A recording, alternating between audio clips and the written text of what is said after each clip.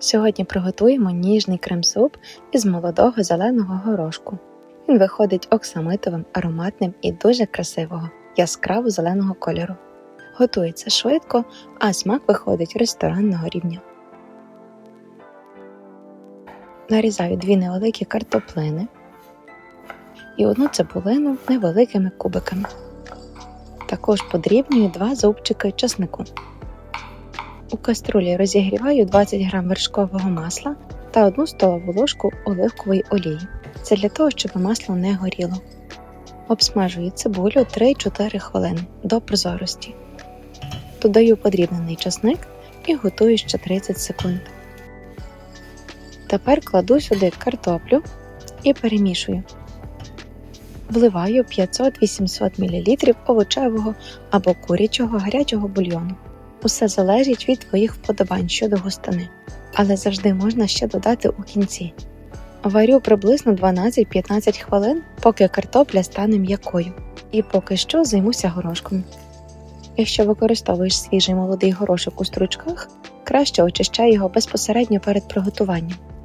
А якщо це заморожений горошок, його не потрібно просто розморожувати. Додаю 500 г зеленого горошку до бульйону. Якщо він свіжий, тоді варю 3-5 хвилин, а якщо заморожений – 2-3 хвилини. Не переварюй горошок, тоді він збереже насичений зелений колір.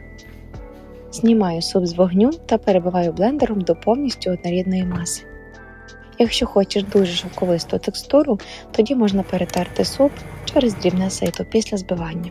Як бачиш, я додала більше бульйону, тому що мені подобається суп саме у такому варіанті. Тепер додаю 150-200 мл вершків 20%, 1 чайну ложку солі або за смаком, перець і дрібку мускатного горіху за бажанням. Для більш насиченого смаку також можна додати трошки тертого пармезану. Повертаю каструлю на слабкий вогонь і прогріваю 2-3 хвилини, не доводячи до кипіння. Якщо суп здається густим, тоді можна додати ще трохи гарячого бульйону на цьому етапі.